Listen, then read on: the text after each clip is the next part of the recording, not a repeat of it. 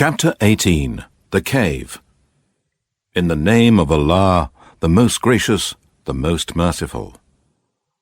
All praises and thanks be to Allah, who has sent down to his slave Muhammad the book, this Qur'an, and has not placed in it any crookedness. He has made it straight, to give warning to the disbelievers of a severe punishment from him, and to give glad tidings to the believers in the oneness of Allah, who work righteous deeds, that they shall have a fair reward in paradise. They shall abide there forever. And to warn those Jews, Christians, and pagans who say, Allah has begotten a son. They have no knowledge of such a thing, nor had their fathers. Monstrous is the word that comes out of their mouths, that he took sons and daughters. They utter nothing but a lie. And perhaps you would kill yourself, O Muhammad, in grief over their footsteps from their turning away from you, because they do not believe in this narration, the Qur'an. Indeed, we have made that which is on earth as an adornment for it, in order that we may test mankind as to which of them are best in deeds. And indeed, we shall make all that is on the earth a bare, dry soil, without any vegetation or trees and so forth.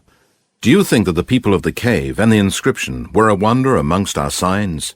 Remember when the young men fled for refuge from their disbelieving folk to the cave, they said, Our Lord, bestow on us mercy from yourself, and facilitate for us our affair in the right way. Therefore we covered up their sense of hearing, causing them to go into a deep sleep in the cave for a number of years. Then we raised them up from their sleep, that we might test which of the two parties was best at calculating the time period that they had stayed. We narrate to you, O Muhammad, their story with truth. Truly, they were young men who believed in their Lord Allah, and we increased them in guidance. And we made their hearts firm and strong with the light of faith in Allah, and bestowed upon them patience to bear the separation of their kith and kin and dwellings, when they stood up and said, Our Lord is the Lord of the heavens and the earth. Never shall we call upon any God other than him. If we did, we would indeed have uttered an enormity in disbelief. These, our people, have taken for worship gods other than Allah. Why do they not bring for them a clear authority? And who does more wrong than he who invents a lie against Allah? The young men said to one another, And when you withdraw from them and that which they worship, except Allah, then seek refuge in the cave. Your Lord will open a way for you from his mercy, and will make easy for you your affair, and will give you what you will need of provision and dwelling. And you might have seen the sun, when it rose, declining to the right from their cave, and when it set, turning away from them to the left, while they lay in the midst of the cave. That is one of the proofs, evidences, and signs of Allah. He whom Allah guides is rightly guided, but he whom he sends astray, for him you will find no guiding friend to lead him to the right path. And you would have thought them awake while they were asleep. And we turned them on their right and on their left sides, and their dog stretching forth his two forelegs at the entrance of the cave as a guard at the gate. Had you looked at them, you would certainly have turned back from them in flight, and you would certainly have been filled with awe of them. Likewise, we awakened them from their long, deep sleep, so that they might question one another. A speaker from among them said, How long have you stayed here? They said, We have stayed perhaps a day or part of a day. They said, Your Lord alone knows best how long you have stayed here. So send one of us with this silver coin to the town, and let him find good lawful food, and bring some of that to you. And let him be careful, and let no man know of you. For if they come to know of you, they will stone you to death, or abuse and harm you, or turn you back to their religion, and in that case you will never be successful. And thus we made their case known to the people, that they might know that the promise of Allah is true, and that there can be no doubt about the hour. Remember when the people of the city disputed among themselves about their case, they said, Construct a building over them, their Lord knows best about them. Then those who prevailed over their affair said, We indeed shall build a place of worship over them. Some say there were 3, the dog being the 4th among them. Others say they were 5, the dog being the 6th, guessing at the unseen. Yet others say they were 7, the dog being the 8th. Say, O Muhammad, My Lord knows best their number. None knows them but a few. So debate not about their number, except with the clear proof which we have revealed to you, and do not consult any of the people of the Scripture, Jews and Christians, about the affair of the people of the cave. And never say of anything, I shall do such and such thing tomorrow, except with the saying, if Allah wills. And remember your Lord when you forget, and say, it may be that my Lord guides me to a nearer way of truth than this. And they stayed in their cave 300 years, increased by 9 more years. Say, Allah knows best how long they stayed. With Him is the knowledge of the unseen of the heavens and the earth. How clearly He sees and hears everything. They have no helper or protector other than Him, and He allows none to share in His decision and His rule. And recite what has been revealed to you, O Muhammad, of the book, this Qur'an of your Lord. Recite it, understand and follow its teachings, and act on its orders, and preach it to men. None can change Allah's words, and none will you find as a refuge other than Him.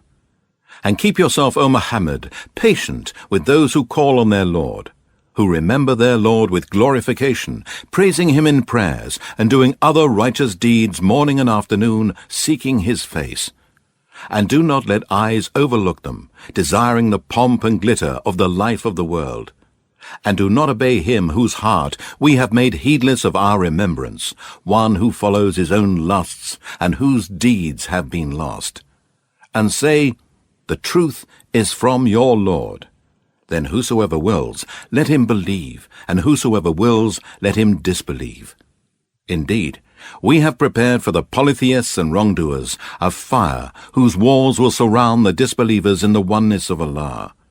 And if they ask for help or some relief, they will be granted water like boiling oil that will scald their faces.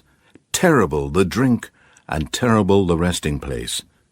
Indeed, as for those who believe and do righteous deeds, certainly we shall not suffer to be lost the reward of anyone who does righteous deeds in the most perfect manner. For them will be gardens of eternity in paradise, where rivers will flow underneath them. There they will be adorned with bracelets of gold, and they will wear green garments of fine and thick silk. They will recline there on raised thrones. How superb is the reward, and what an excellent resting place! And put forward to them the example of 2 men. To one of them we gave 2 gardens of grapes, and we had surrounded both with date palms, and had put between them green crops and cultivated fields. Each of those 2 gardens brought forth its produce, and failed not in the least in it, and we caused a river to gush forth in the midst of them. And he who was in possession of the garden said to his companion in the course of mutual talk, I have more wealth than you, and I am stronger in respect of men. And he went into his garden while in a state of pride and disbelief, unjust to himself. He said, I do not think that this will ever perish, and I do not think that the hour will ever come. And if indeed I am brought back to my Lord on the day of resurrection, I shall surely find something better than this when I return to him. His companion said to him, during the talk with him, Do you disbelieve in him who created you out of dust, then out of a tiny drop, and then fashioned you into a man? But as for my part, I believe that he is Allah, my Lord, and I shall associate none as a partner with my Lord. It was better for you to say, when you entered your garden, that which Allah wills will come to pass. There is no power but with Allah.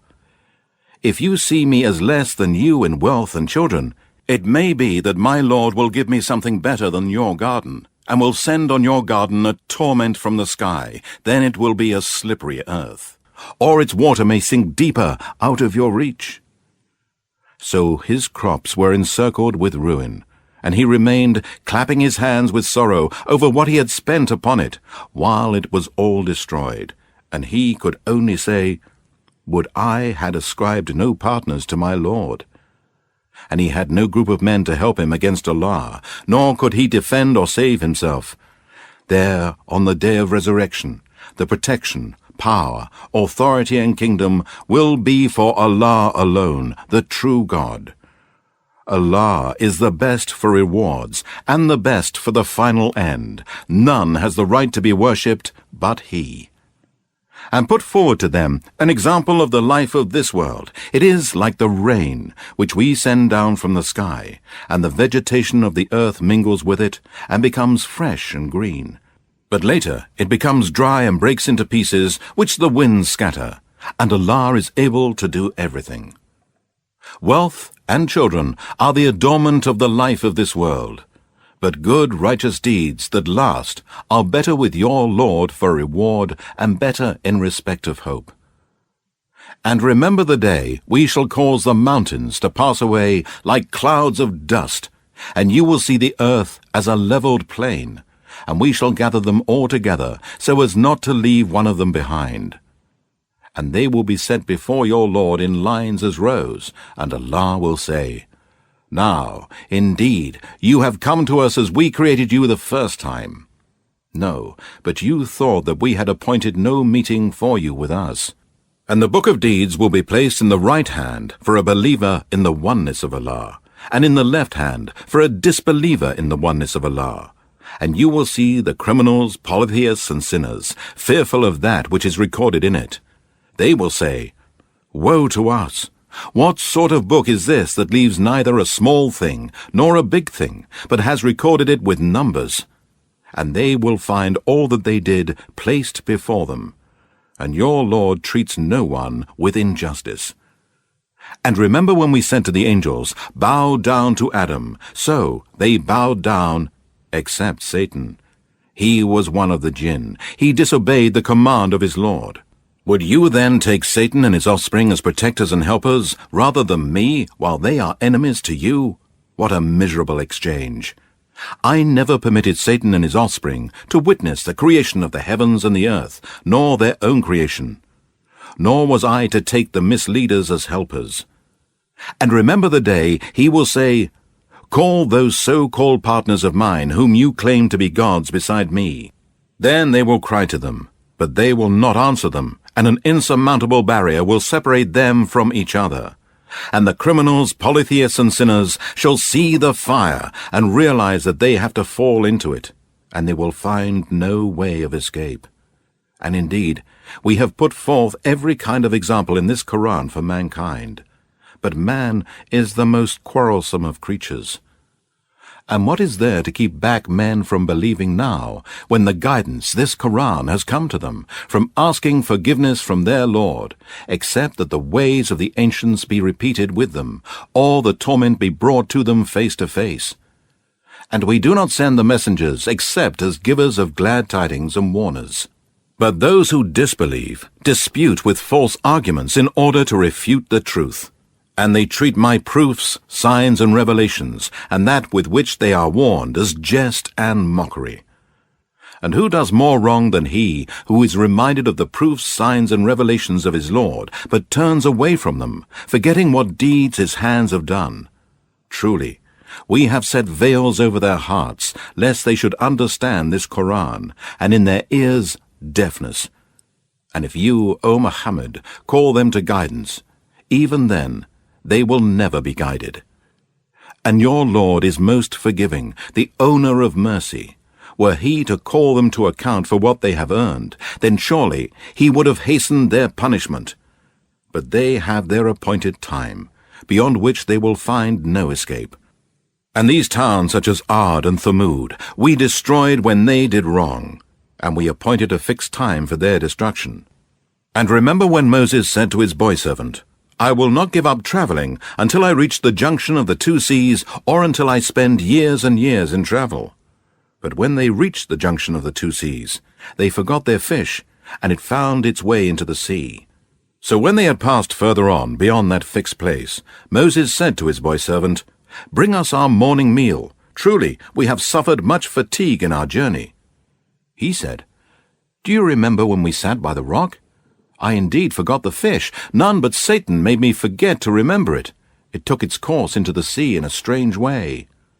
Moses said, That is what we have been seeking.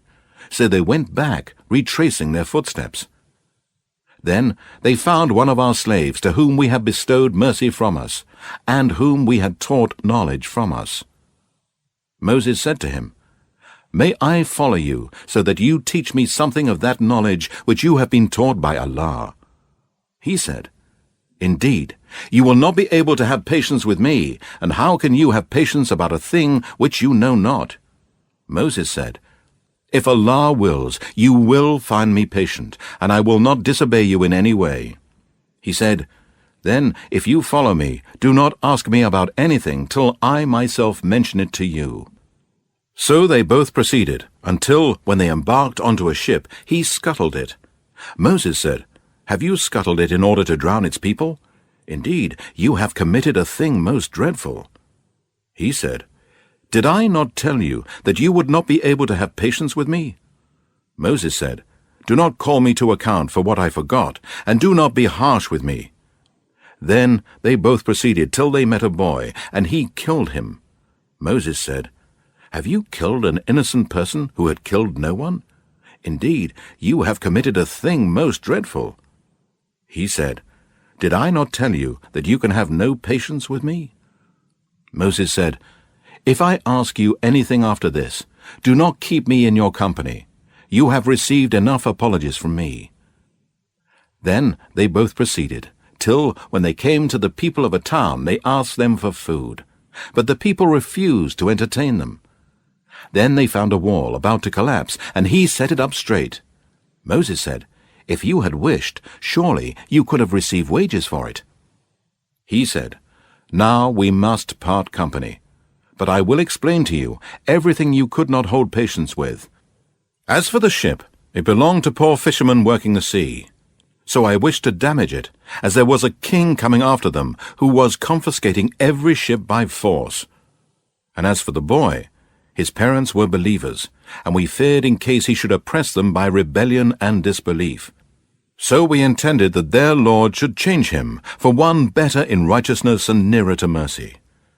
And as for the wall, it belonged to 2 orphan boys in the town, and under it there was a treasure belonging to them, and their father was a righteous man, and your Lord intended that they should attain their age of full strength, and take out their treasure as a mercy from your Lord.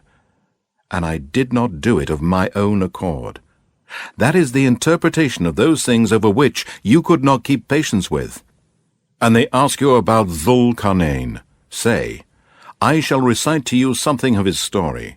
Indeed, we established him in the earth, and we gave him the means of everything. So he followed away, until, when he reached the setting place of the sun, he found it setting in a spring of black muddy water. And he found near it a people. Allah said by inspiration, O Dhul-Qarnayn, either punish them or treat them with kindness. He said, As for him who disbelieves in the oneness of Allah, who does wrong, we shall punish him, and then he will be brought back to his Lord, who will punish him with a terrible torment in hell. But as for him who believes in the oneness of Allah and works righteousness, he shall have the best reward of paradise, and we shall speak to him mild words. Then he followed another way, until when he came to the rising place of the sun, he found it rising on a people for whom Allah had provided no shelter against the sun. So it was, and we knew all about Dhul-Qarnayn. Then he followed another way, until when he reached between 2 mountains, he found before them a people who scarcely understood a word. They said, O Dhul-Qarnayn, indeed Gog and Magog are doing great mischief in the land. Shall we then pay you a tribute in order that you might erect a barrier between us and them? He said, The wealth, authority, and power in which my Lord has established me is better than your tribute. So help me with the strength of men. I will erect between you and them a barrier. Give me blocks of iron. Then, when he had filled up the gap between the 2 mountain cliffs, he said, Blow, until he had made it red as fire, and he said, Bring me molten copper to pour over it. So Gog and Magog were made powerless to scale it or penetrate it. Dhul-Qarnayn said, This is a mercy from my Lord, but when the promise of my Lord comes, he shall level it to the ground, and the promise of my Lord is ever true.